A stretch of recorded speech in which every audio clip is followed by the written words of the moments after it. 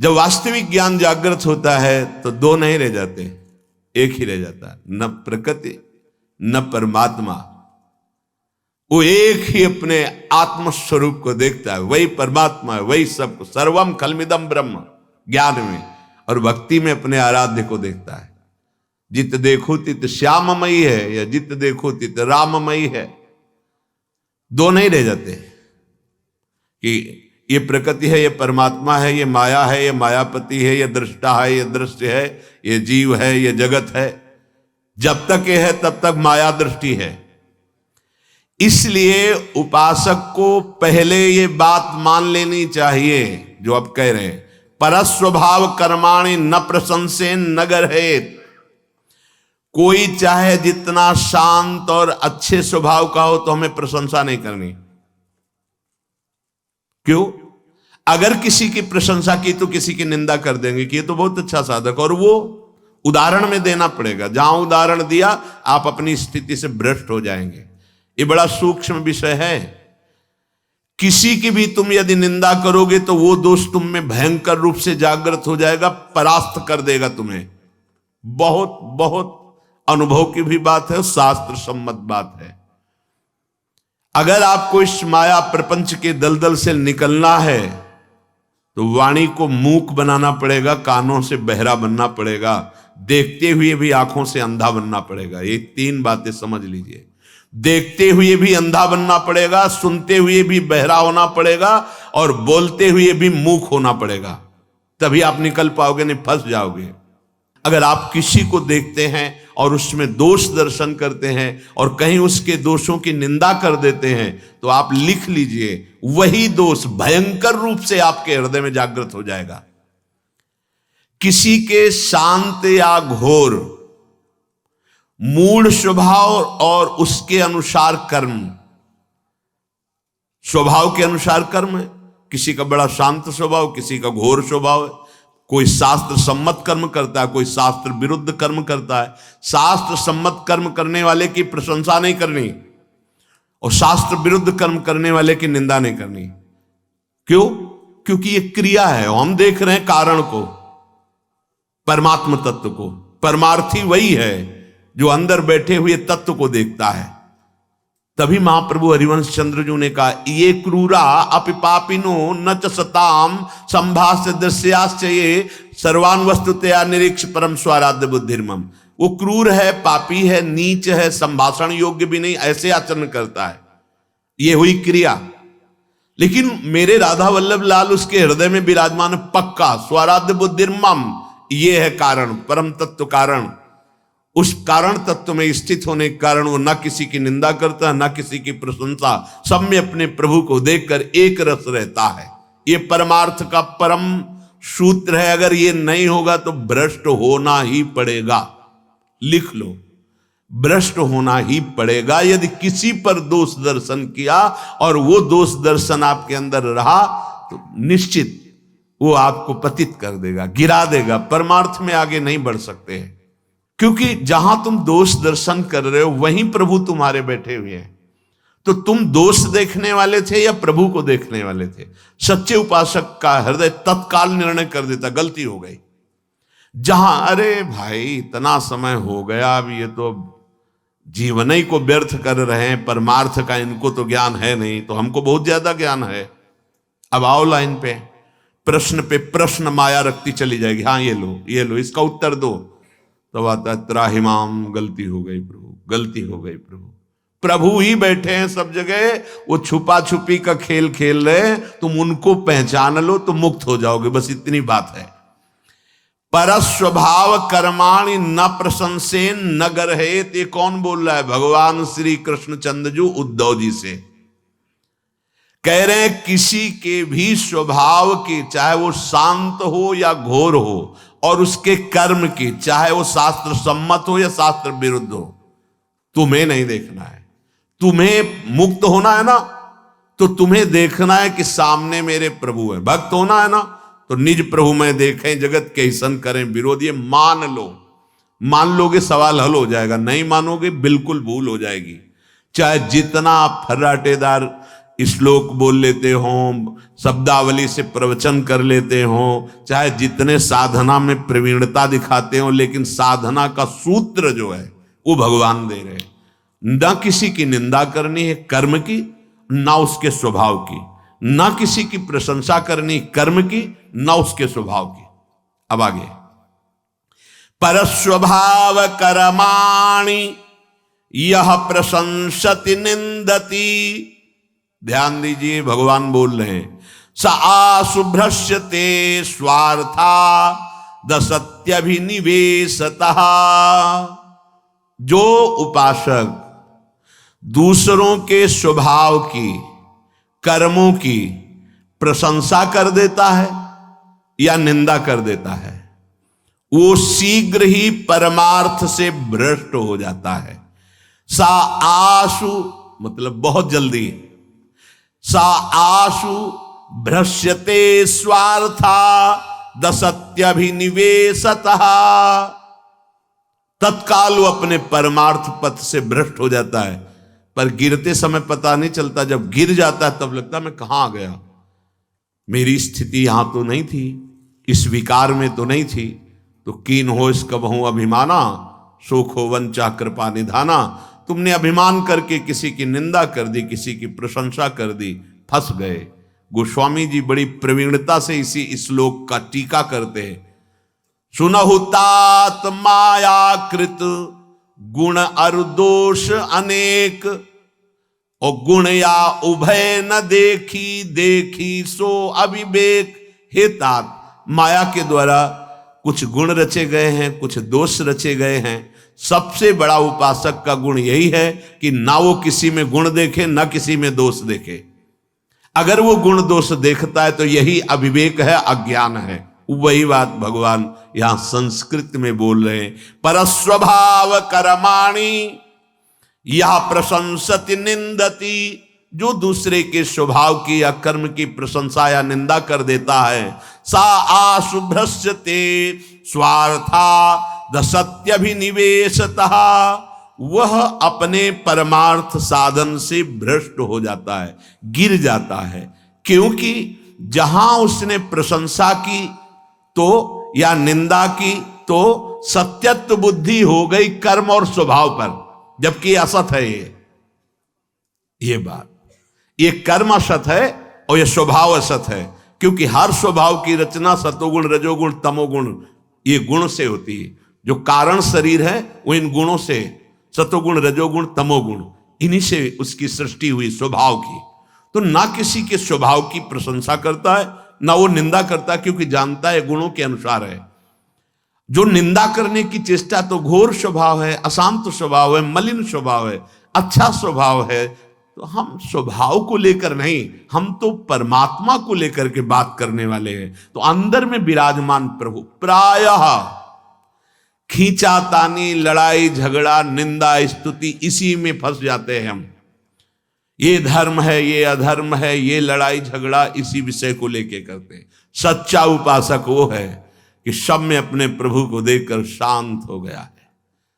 कोई अगर उससे प्रश्न करता है तो उसका उत्तर है, अन्यथा अपनी तरफ से सब में वो भगवत भाव, न किसी से द्वेष, न किसी से गुण का संबंध। जो अहिंसा को सिद्ध कर लिए तो वहां गाय और शेर एक ही घाट में पानी पीते थे, उनको शिक्षा नहीं देनी होती थी। उस महात्मा का प्रभाव कि अगर उस घाट पर सिंह और गाय आ गए तो बैर छोड़कर एक साथ ही जल पीते थे। अहिंसा की सिद्धि कर ली, राग द्वेष पर विजय प्राप्त कर ली, तो पशु पक्षियों पर उसका प्रभाव पड़ता था। ऋषियों के आश्रम के पशु पक्षी वैर छोड़कर, देखो महादेव के घर में, देखो महादेव जी की सवारी नंदकेश्वर और अम्मा की सवारी बबर शेर, जो एक क्षण में खा जाए, खा ना जाए। सिंह बलात् बैल या गाय को अपना आहार बनाता है। देखो समदर्शिता का प्रकाश और प्रभाव कि बामांग में विराजमान अंबा जी की सवारी है शेर, बबर शेर, और पिताजी की सवारी है बैल, और दोनों एक जगह शांत से रहते हैं। और बेटा जी की सवारी है चूहा, और महादेव जी के गले में है सर्प, और सर्प का आहार चूहा है कि नहीं? बड़े आराम से घर में रहते, झगड़ा नहीं होता। इधर गले में सर्प है, उधर गजानन महाराज की सवारी चूहा है। और एक और पुत्र हैं कार्तिकेय जी, इनकी सवारी क्या है? मोर। मोर का आहार क्या है? सांप। नहीं नहीं, कोई झगड़ा नहीं होता। सांप, मोर, चूहा, बैल, ये सब, सिंह, सब एक ही जगह है। क्यों? क्योंकि वो शिव है, वो कल्याण स्वरूप शम है, परमात्म स्वरूप है। तो जो उपासक शिव में स्थित है, ईश्वर में स्थित है, उसकी दृष्टि में पाखंड टिक ही नहीं सकता। जैसे अंधकार का विनाश करने के लिए भगवान सूर्य का उदय होना अत्यंत आवश्यक है। भगवान सूर्य न उदय हो, आप गारंटी दे दें कि मैं विश्व से अंधकार, तो आप झूठे कहे जाएंगे। अब चाहे जितने हाइलोजन लगा लो, चाहे जितने तारागण, चाहे जितने चंद्रमा एक साथ उदय हो जाएं, लेकिन अंधकार को नहीं मिटा सकते। अंधकार मिटाने के लिए एकमात्र भास्कर भगवान की जरूरत है। ऐसे ही अधर्म, पाखंड, अविद्या, इसका नाश करने के लिए ज्ञान रूपी भास्कर की जरूरत है, प्रेम रूपी भास्कर की जरूरत है। और वो यहां जरूरत है। यहां हुआ, दृष्टि बदली तो सर्वम खलमिदम ब्रह्म, पूरा विश्व ईश्वर का स्वरूप था, है, रहेगा, अनुभव हो जाता है। ये परमार्थ को समझा जाए। एक प्रश्न किए थे आकर के कि धर्म में लड़ाई होती है, क्यों होती है? धर्म में हमारी बुद्धि की ये परेशानी है और कोई नहीं। धर्म कोई ऐसा नहीं होता जहां बैर विग्रह, ये सब नहीं, लड़ाई झगड़ा द्वेष, ये सब अविद्या में होते हैं, धर्म में नहीं होते। धर्म बहुत विशाल होता है। हमारी बुद्धि खराब है, हम अपने को समझते हैं धर्म वाले, बुद्धि खराब। कब तक बुद्धि खराब मानी जाए? जब तक सामने इष्ट न दिखाई दे। बुद्धि शुद्ध उसी की है जो वस्तु तत्व को देखता है। प्रभु विराजमान है। मत्ता परतरम नान्यत किंचित धनंजय, मेरे सिवा कुछ नहीं। अब काहे को? हाँ, अब अगर स्वांग प्रभु देते हैं युद्ध का, तो जैसे अर्जुन को पूरी गीता जी सुनाकर, अब चलो स्वांग करो, तुम केवल निमित्त मात्र हो, देख मैं विराट रूप में दिखाया, मैं कर चुका हूं ये सब, तुमको केवल निमित्त मात्र बनाए, मारे जा चुके हैं मेरे द्वारा। भगवान कहते हैं वो उपासक अपने भगवान में स्थित होकर, भगवान का लीला पात्र बनकर, जैसी लीला प्रेरणा होती वैसी हो रही, वो करता नहीं होता। इसलिए किसी की निंदा, किसी की प्रशंसा परमार्थ पथ का पथिक नहीं हो। प्रायः समय इसी में बर्बाद होता है और सबसे बड़ा अपराध इसी से बनता है। हमको अपना कर्तव्य पालन करना है, दूसरा कर रहा है कि नहीं मुझे नहीं देखना है, दूसरा क्या कर रहा है ये मुझे नहीं दे। वो आकर प्रश्न करता है तो जो शास्त्र और गुरुजनों से समझा है वो बोल देते हैं, लेकिन अपनी तरफ से किसी की निंदा स्तुति करने का अधिकार उपासक को नहीं है। क्योंकि अगर ऐसा करेगा तो कह रहे परस्वभाव कर्माणि यह प्रशंसति निंदति स आशुभ्रश्यते स्वार्था दसत्यभिनिवेशतः। जो उपासक दूसरों के स्वभाव की, दूसरों की कर्मों की प्रशंसा करता है या निंदा करता है, वो शीघ्र अपने परमार्थ से भ्रष्ट हो जाता है। प्रायः जब कोई पास आता है तो अपनी प्रशंसा अपने मुख से करता है। मैंने ये किया, मैं ये कर रहा हूं, मैं ऐसा करता था, मैं और सारा सुकृत गंवा के चला जाता है, नष्ट करके चला जाता है। अपने मुख से अपनी प्रशंसा करना पतन, और अपने मुख से दूसरे की निंदा करना पतन। अपने मुख से अपनी प्रशंसा अगर निकल गई तो समझ लो आप अपने पुण्यों का नाश कर दिए। पर वो अहंकार बर्दाश्त नहीं करता, वो उन्नति बर्दाश्त नहीं करता। वो आकर सभा में बोलता है मैं ऐसा किया, मैं ऐसा करूंगा। कोई बड़ी प्रवीणता से बोलते हैं कि हम तो केवल इसलिए पूछ लें ये सही है कि नहीं है। अभी तक आपको पता नहीं चला? सत्क्रिया करने वाले को किसी से पूछने की जरूरत नहीं पड़ती, हृदय बताता है सही है। पर हम वो चाहते नहीं, बहुत सही, धन्यवाद आपको धन्यवाद। बस वो धन्यवाद सुनने के लिए, अहम पुष्ट करने के लिए बहुत सावधान। अपने मुख से अपनी प्रशंसा नहीं करनी, दूसरे की निंदा नहीं करनी। कानों से अपनी प्रशंसा नहीं सुननी, दूसरे की निंदा नहीं सुननी। जब अपनी प्रशंसा कोई करने लगे तो कानों में अंगुली डाल लो, लेकिन और कान साफ करके सुनेंगे कि हाँ क्या कहा जा रहा है। दूसरे, हाँ अपने को अहम पुष्ट होता है ना, हाँ पीछे से जब कोई निकले और बगल में बोले ना कि ये जो महात्मा जा रहे हैं ना बड़े भजनानंदी हैं, मतलब बड़ा अहंकार, मतलब मीठा जहर है। और जब कोई निंदा करेगा तो भाव अपने आप चढ़ जाए कि तुम जानते नहीं हो, मैं वैष्णव हूं, भगवत दास हूं, हमारी निंदा करते हो, भगवान देख लो। तो भगवान कहते तुम अपने को देख लो, हम तो खुद आकर के तुम्हें दर्पण दिखा रहे हैं कि तुम मुझे पहचान पाए। थोड़ी सी निंदा बर्दाश्त नहीं कर पा रहे हो, और हमारा आदेश है मान और अपमान दोनों में समान तुम्हें बनना है। तो मैं बनाने की चेष्टा कर रहा हूं, कभी अपमान भेजता हूं, अब मुस्कुराहट, तो कभी भारी सम्मान भेजता हूं, अब उदासीन, सम्मान से उदासीन और अपमान में मुस्कुराहट, मतलब बात पक्की, परमार्थ हमारा पक्का चल रहा है। बहुत सावधान। तेजसे निद्रया पन्ने पिंडस्थो नष्ट चेतनः मायां प्राप्नोति मृत्युम वा तद्वन्नानार्थ दृक्पुमान। उद्धव जी, ये जितनी इंद्रियां हैं, चाहे कर्मेंद्रियों चाहे ज्ञानेंद्रियों, ये राजस अहंकार के कार्य हैं, रजोगुणी अहंकार के कार्य हैं। जब ये नींद में चली जाती हैं तो जो अंतःकरण का मैं धर्म है वो चेतना शून्य हो जाता है। अभी कल चर्चा हुई थी अहंकार विमूढ़ात्मा की कि दो आम, एक शुद्ध ब्रह्म में जिसके आगे कुछ नहीं लगता, और एक के आगे प्रकृति का लगता है, मैं विद्वान, मैं स्त्री, मैं पुरुष, मैं गुणवान। तो जो रजोगुण अहंकार से संचलित इंद्रियां हैं, जब नींद आती है तो अंतःकरण का जो अहम है वो चेतना शून्य हो जाता है। वो शुद्ध अहम कभी चेतना शून्य नहीं होता, ध्यान रखना। वो चैतन्य घन है, उसका इन तीन अवस्थाओं से कोई मतलब नहीं, ना जागृत से, ना स्वप्न से, ना सुषुप्ति से। जो शुद्धमय है, ये जो अंतःकरण धर्म में मैं है, बुद्धि, मन, चित्त, अहंकार, वो जो अहंकार है, जब इंद्रियां सुषुप्ति में जाती हैं तो चेतना शून्य हो जाता है, अंतःकरण का अहम धर्म।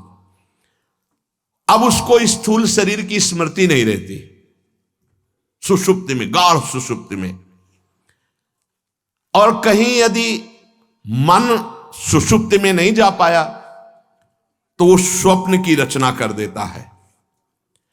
वो जैसा कई जन्मों से होता चला आ रहा है, जो दृश्य देखा, जो भोग भोगे, जो कल्पनाएं की, जो सोच की, वो लाके कोई बेमतलब ऊट पटांग की भी बातें ले आता है, कोई देखी हुई, सुनी हुई, सोची हुई, समझी हुई वो बातें मन रचना रच देता है स्वप्न में। पक्का झूठा है, एक भी कुछ सत्य नहीं।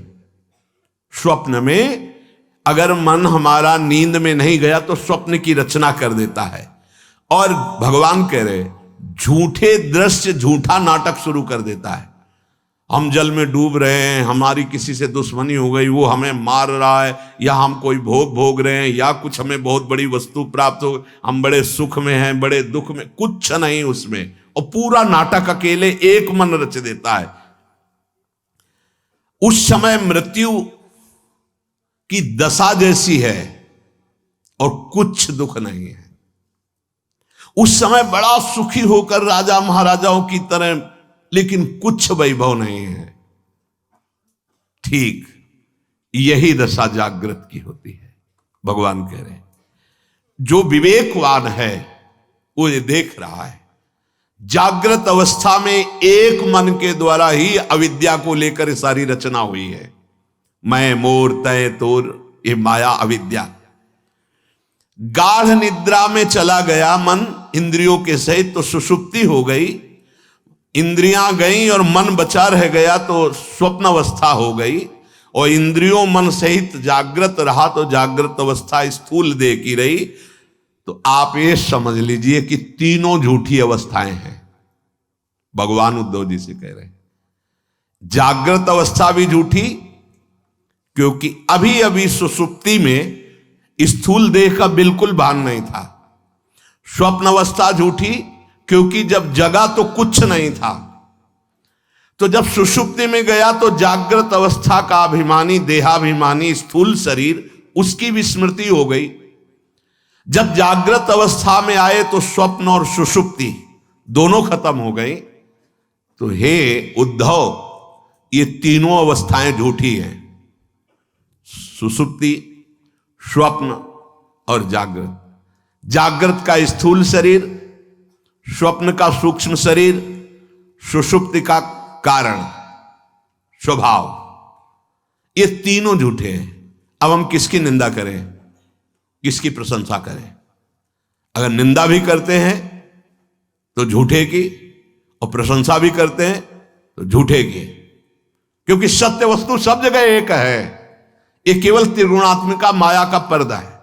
जैसे अभिनय हो रहा है पर्दे पे, और वहां सब झूठा है, अभिनय भी झूठा है, वहां पर्दे में कुछ नहीं है, ना कोई व्यक्ति है, ना वहां लड़ाई है, ना वहां कोई प्रशंसा है, ना बुरा है, ना कोई अच्छा है। वैसे भी झूठा रोल हो रहा है और पर्दे में कुछ नहीं है। पीछे से रंग पड़ रहा है तो उसका प्रभाव पर्दे पे दिखाई दे रहा है। सतोगुण रजोगुण तमोगुण का ऐसा जाल रचा है, स्त्री पुरुष जड़ चैतन्य उत्तम, मतलब कुछ नहीं, एक परमात्मा तत्व। ये शुद्ध परमार्थ का साधक हर समय अपनी चेतना में रखता है। इसीलिए ना वो किसी की निंदा करता है, न किसी की स्तुति करता है, क्योंकि वो अद्वितीय एक परमात्मा को देखता है, नानात्व को नहीं। जो नानात्व को देखता है वो स्वप्न के समान झूठे दृश्यों में फंस जाता है और मृत्यु के समान अज्ञान में लीन होकर वो किसी की निंदा करता है, किसी की वंदना करता है, झगड़ा झंझट। ये सब देखो परमार्थ किसे कहते हैं, कहां शुद्ध परमार्थ का स्वरूप है और हमारी स्थिति कहां है। किम भद्रम किम अभद्रम वा द्वैतस्या वस्तुनः कियत् वाचोदितम तद अनृतम मनसाध्यात्मेव च।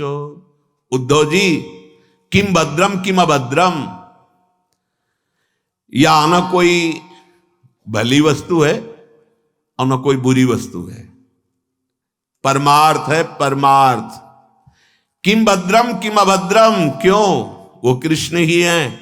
मत्तः परतरम नान्यत किंचिद अस्ति धनंजय, किंचिन मात्र मेरे सिवा कुछ नहीं है। तो किम भद्रम किम अभद्रम, सर्वम खलमिदम ब्रह्म, तो किम भद्रम किम अभद्रम, क्या अच्छा और क्या बुरा, वही वही।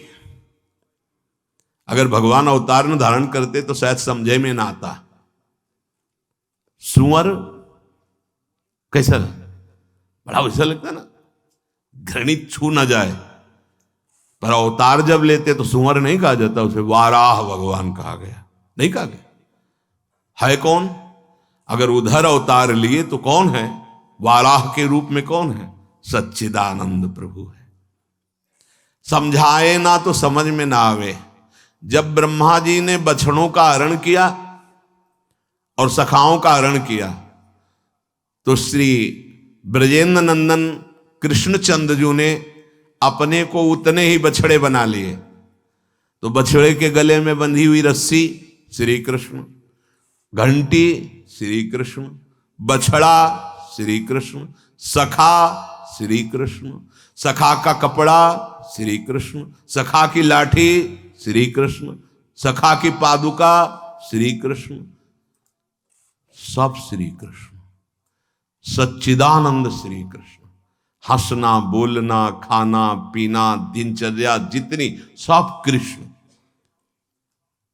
जब ब्रह्मा जी 1 वर्ष व्यतीत हुआ यहां भूतल के प्रमाण से, वहां तो इतना ही समय केवल हुआ कि अपहरण करके ले गए, लौट के आए, इतने में 1 वर्ष हो गया। कमल की पंखुड़ी ब्रह्मलोक में ऐसे छेदी जाए कांटे से सुई से, तो जितना समय हुआ यहां 1 वर्ष हो गया। लौट के आए तो देखा वैसे ही खेल रहे हैं, तो उन्होंने कहा ये सत्य की वो सत्य। बछड़े और सखा तो हम ले गए, फिर देखा वो तो माया निद्रा में शुरू, और ये कौन? तो जब भगवान की तरफ दृष्टि से देखा तो रस्सी, छीका, छड़ी, कपड़ा, सखा, बछड़ा सब श्री कृष्ण बने। कांप गए ब्रह्मा जी कि हम परिहास किसके साथ कर दिया। ये तो वही सच्चिदानंद प्रभु है जिनको मैंने आराधना करके प्रकट होने के लिए प्रार्थना की थी।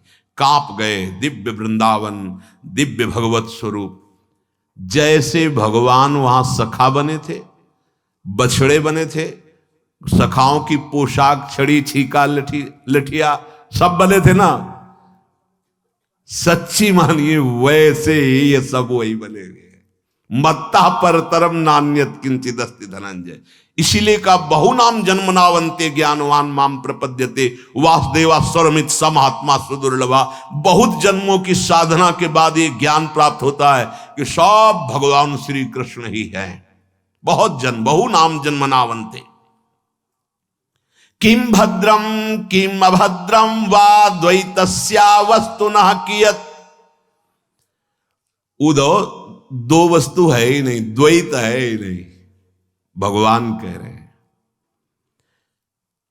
जब द्वैत है ही नहीं तो उसमें कौन सी भली कौन सी बुरी है?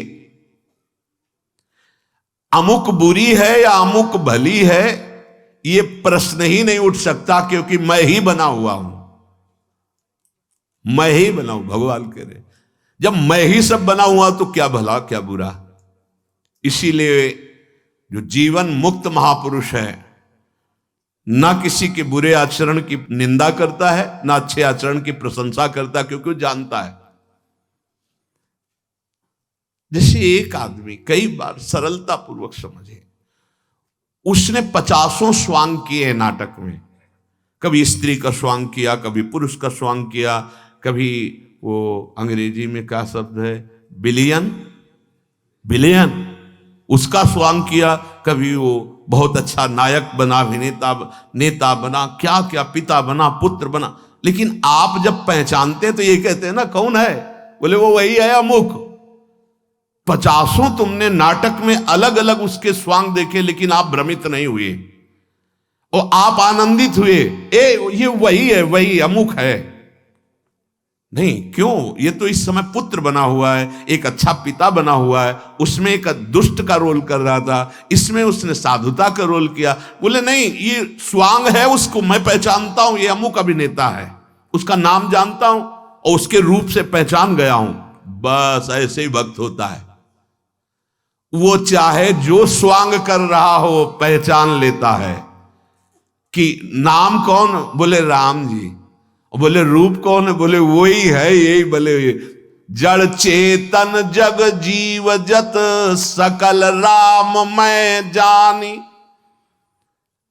कोई कहे कि यार बहुत गंदा आदमी, नीच आदमी, कैसी हरकत कर रहा था। बोले नहीं यार, तुम जानते नहीं, ये केवल उसका स्वांग था। वो पर्सनल में बहुत अच्छा आदमी है, उसका जो अलग जीवन है बहुत सात्विक जीवन है, लेकिन इतना बढ़िया वो अभिनय करता है, पूछो मत। कभी वो रावण का अभिनय करेगा, कभी वो जनक का अभिनय करेगा, कभी, लेकिन वो वास्तविक पूछो तो बहुत अच्छा आदमी। वो उसकी निंदा नहीं कर सकता, वो जानता है। ऐसे ही जो भगवान को जान गया वो किसी की भी निंदा नहीं करता, किसी के आचरणों की हो न प्रशंसा न निंदा, क्योंकि जान रहा ये स्वांग हो रहा है, बिजली सब में एक ही है, यंत्र अलग अलग हैं। अज्ञान होने के कारण ऐसा हो सकता है कि यार बिजली का तो मतलब प्रकाश देना, ये पंखा कैसे चलता है, ये एसी कैसे? बिजली का तो मतलब प्रकाश देना। ये मोटर से पानी निकल रहा है, हीटर से गर्म, अगर बिजली का स्वभाव है तो देखो ना, इसमें एसी में ठंडा करता है तो उसमें गर्म कैसे कर, वो बिजली कैसे हो सकती है? नहीं नहीं, यंत्रों के प्रभाव से उसका प्रभाव तुम देख रहे, लेकिन उसकी जो सामर्थ्य है वो केवल बिजली ही है। वो इंजन दौड़ा रही है, वो मोटर चला के पानी निकाल रही, वही प्रकाश कर रही, वही गर्मी दे रही, वही ठंडी दे रही है, और वही जान ले लेती है। बिजली ही तो थी। तो पालन, सृजन, संहार, तीनों एक ही परमात्मा अपने आप से अपने आप में कर रहा है। ये जीवन मुक्त अवस्था है। विद्या विनय संपन्ने ब्राह्मणे गव्यस्तनीश्वनी चौसुपाके च पंडिता समदर्शिना, एक ही प्रभु विराजमान है। कैसे समझ में आएगा परमार्थ? बड़ी ऊंची बात है। और ये बात आ गई तो अब कोई बात ही नहीं रह गई। इसके बाद बात की बात आती है, प्यारे जू की प्रेम रस की बात। सुनो उद्धव जी, संपूर्ण ब्रह्मांडों की वस्तुएं जो वाणी से कही जा सकती हैं, मन से सोची जा सकती है, आंखों से देखी जा सकती है, ये सब मिथ्या है स्पष्ट। गोस्वामी जी लिख रहे, गोचर जहां लघु मनु जाई, सो सब माया जानहु भाई। जो दृष्टि से देखी जा सकती है, जो वाणी से बोली जा सकती है, जो मन से सोची जा सकती है, हे उद्धव, ये सब मायाकृत है, सब मायाकृत है। बस मानी संख्या से सवाल हल होता है। अब जो हम देख रहे हैं, जो हम बोल रहे हैं, जो हम सुन रहे हैं, जो हमारा मन चिंतन कर रहा है, उसे मानी संख्या श्री भगवान का यश बोल रहे हैं, भगवान का नाम जप कर रहे हैं, भगवान की भावना से देख रहे हैं, खत्म अविद्या, खत्म। ये बात समझ लो। अगर हम किसी की निंदा स्तुति करते हैं, किसी से राग द्वेष करते हैं, कभी मुक्त नहीं हो पाएंगे। मान लो, ना कोई यहां अपना है, ना कोई पराया है। एकमात्र सच्चिदानंद भगवान तेरे में है, वही सारे जगत में। न तो स्त्री है, न पुरुष है। जो तुम्हें अपना अस्तित्व अलग लग रहा है, अविद्या के कारण, माया के कारण। छाया प्रत्याहया भास हृसंतोप्यर्थ कारिणः, य एवं देहादयो भावा यच्छन्त्या मृत्युतो भयम्। परछाई में कुछ नहीं होता जैसे, पर अचानक अगर ज्ञान न रहे, दिखाई दे तो लगेगा कोई पीछे आ रहा का, डर जाओगे। प्रतिध्वनि जैसे किसी खाई, पहाड़, सरोवर आदि के समीप, तो हमें राधा, तो उधर सुना राधा राधा राधा राधा, ऐसे प्रतिध्वनि, ये तेरी ही आवाज की प्रतिध्वनि। ऐसा लगता है कोई और बोल रहा है क्या? कूप में, किसी विशाल सरोवर में, नदी की कगार में, पहाड़ों के बीच में, जब हम अपनी आवाज करते हैं तो उसकी प्रतिध्वनि होती है टकरा के, राधा राधा राधा। जैसे परछाई तो किसी और की नहीं, मेरी ही है। जैसे सीपी, उसमें चांदी का भ्रम हो जाता है, ऐसे ही ये जगत सर्वथा मिथ्या है जो तुम देख रहे हो। और जो देख नहीं पा रहे वो सत्य है। क्या? केवल श्री कृष्ण ही श्री कृष्ण है। ये जो तुम देख रहे हो, स्त्री पुरुष, अच्छा बुरा, ये उत्तम अधम, ये सब मिथ्या है। वेद कहता है, या तो वेदों को प्रकट करने वाले भगवान कह रहे हैं, ब्रह्म सत्यम जगन मिथ्या। उमा कहूं मैं अनुभवपना, सत हरि भजन जगत सब सपना। अब मिथ्या में रमण करने वाला परमार्थ को कैसे जानेगा, कैसे समझेगा? परमार्थ की बातों का उपहास करेगा, क्योंकि उसकी पहुंच ही नहीं है। जैसे ठूंठ देखा और उसमें भूत की कल्पना हो गई, रस्सी देखा और उसमें सांप की कल्पना हो गई। अब जब तक हम सत्य भाव में उसको समझ नहीं पाएंगे, तब तक हमारा हृदय भयभीत रहेगा, कांपने लगेगा। ऐसा होता है। दूर से जैसे कुशा का ठूंठ है, ऊपर की कुशा कट गई है, तो ऐसा लगता कोई बैठा है। अंधेरे में जैसे गंगा स्नान करने जाते थे, तो ऐसा लगता कोई बैठा है और वो हमारी तरफ देख भी रहा है, क्योंकि जैसी जैसी भावना। अब दूर से ऐसे कोई, जैसे साइकिल के टायर है ऐसे पड़ा है, या रस्सी पड़ी, सांप है, एकदम भयभीत हो गए। कोई वस्तु नहीं है जो तुम्हें भय दे सकती। अब जब उसके नजदीक गए और देखा ठूंठ, तो अरे ये तो ठूंठ था, अरे ये तो रस्सी थी, ये तो टायर था। भगवान कह रहे हैं ऐसे ही भय, कंप, शोक, हर्ष, दुख, सुख, लाभ, हानि, जन्म, मृत्यु, ये तुझे भ्रम से प्राप्त हो रहे हैं। बहुत ये गूढ़ विषय आ गया। ये हमें भ्रम है, हम मारे जा रहे हैं, हमें भ्रम है। हाँ, तेरे को कोई मार ही नहीं सकता, ऐसा पैदा ही नहीं हुआ। नैनम छिन्दन्ति शस्त्राणि नैनम दहति पावका न चैनम क्लेदयन्त्यापो न शोचे। अग्नेयास्त्र की, वारुणास्त्र की, वायवास्त्र की सामर्थ्य नहीं कि तेरे में प्रवेश कर सके। तू अविनाशी है। भूल कर इस विलासी शरीर का राग, इसी को अध्यात्म कहते हैं, जो हमें जीवन मुक्त यही कर सकता, सिर्फ यही। दान पुण्य नहीं। दान पुण्य करो तो तुमको और बढ़ करके मिलेगा, यही प्रपंच मिलेगा, भगवान मिलने वाले नहीं। भगवान को तो समझो। यहां जैसे होता है कि भगवान कैसे मिलेंगे, कुछ ले दे के। हाँ, ये व्यापार अपने मन, अपने प्राण, अपने श्वासों को दे के होता है। दे दिया और ले लिया, बदले में नाम। अब तुम्हारा उद्धार हो जाएगा। गुरु से नाम ले लिया हो, गुरु को दे दिया प्राण, शरीर, जीवन, श्वासें। क्या अपने प्राण, अपने श्वासों को गुरु की आज्ञा में व्यतीत करेंगे, जीवन की हर चेष्टा गुरु आज्ञा में, अब भगवान की प्राप्ति हो जाएगी। ये नहीं कि 1,00,000 2,00,000 देकर तुम भगवान को प्राप्त कर लो, या 1,00,00,000 2 करोड़। लक्ष्मीपति हैं, तुम्हारे और बढ़ा देंगे, ये हो सकता है, ये हो भी जाएगा। क्योंकि सत्कर्म है, दान क्रिया है, वो तो शुभ कर्म तुम्हें, जब अशुभ कर्म नहीं छोड़ता पिंड तुम्हें, तो शुभ कर्म क्यों, वो तो देगा ही, लेकिन उससे कुछ लाभ नहीं मिलने वाला। हमारी और अहम वृत्ति बढ़ेगी। लाभ ये शुद्ध परमार्थ, इसमें कहीं दान पुण्य का शब्द नहीं आया, आप देख लीजिए। शुद्ध परमार्थ भगवत प्राप्ति के लिए कहीं किसी वस्तु की आवश्यकता की बात नहीं आई है। सत्य वस्तु का केवल अनुभव करना है, और वो तुम हो, दूसरा कोई नहीं है, आत्मस्वरूप। श्री भगवान कह रहे हैं कि ये असत्यता का तुम्हें सत्य बोध हो गया है। मैं शरीर हूं, ये सब सत्य है व्यवहार। अरे इतना कीमती जीवन छोटी छोटी बातों में नष्ट हो रहा है। इतनी खेत की मेड़ सगे भाई ने काट ली तो सगे भाई को मार डाला।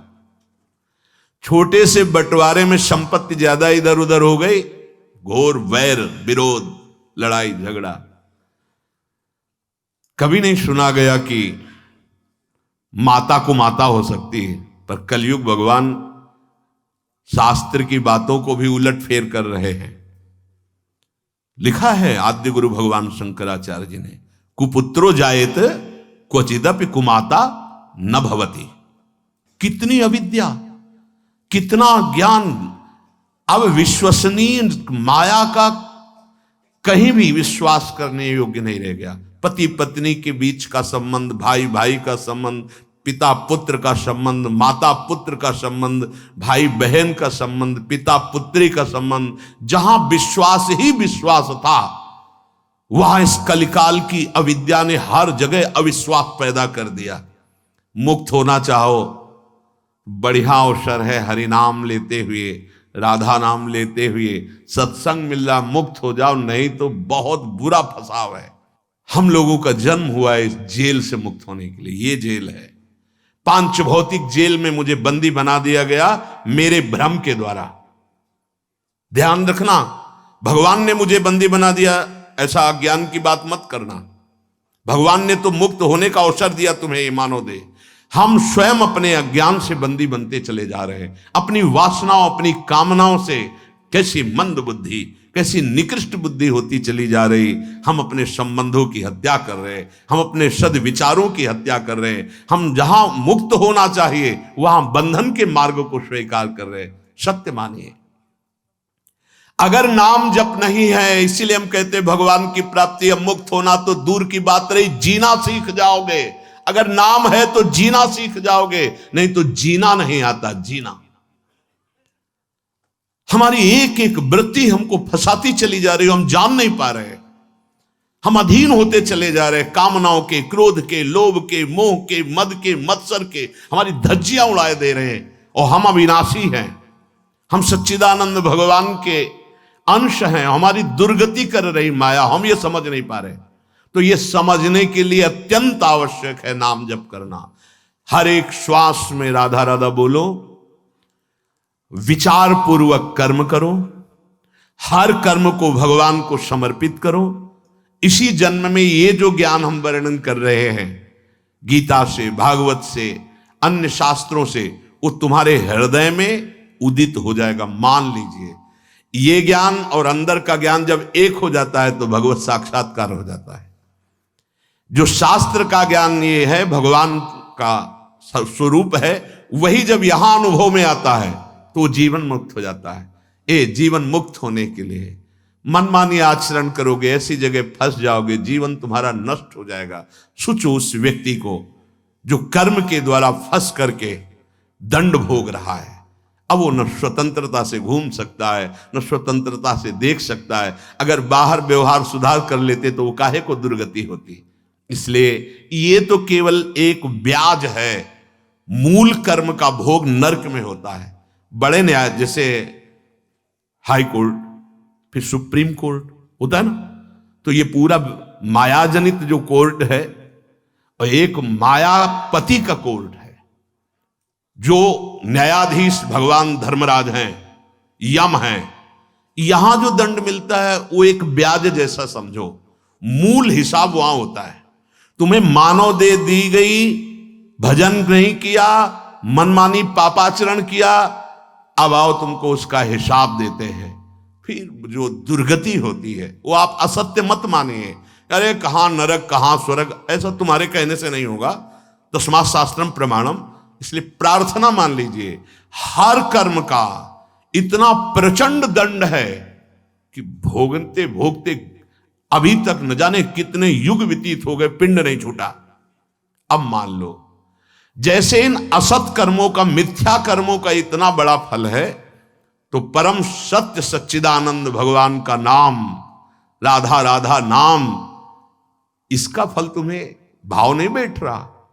अरे ये तुम्हें इन सब मिथ्या कर्मों से मुक्त कर देगा, माया जाल से मुक्त कर देगा। कुछ समझ में आवे या न समझ में आवे, हृदय से प्रभु का आश्रय ले लो और जिह्वा से राधा राधा नाम जप करो, सब मंगल हो जाएगा। अगर नाम भूल गए तो फिर माया रौन देगी।